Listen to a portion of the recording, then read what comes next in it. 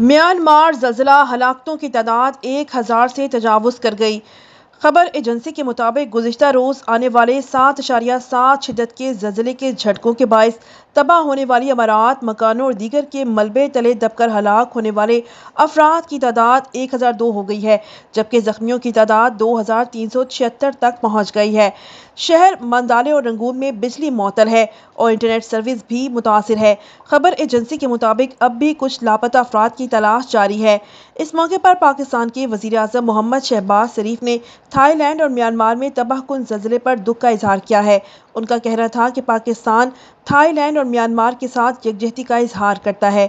वज़ीर-ए-आज़म ने कहा कि इस मुश्किल घड़ी में हमारी दुआएं थाईलैंड और म्यांमार के अवाम के साथ हैं। दोनों ममालिक के लिए आफत से जल्द बहाली की दुआ करते हैं।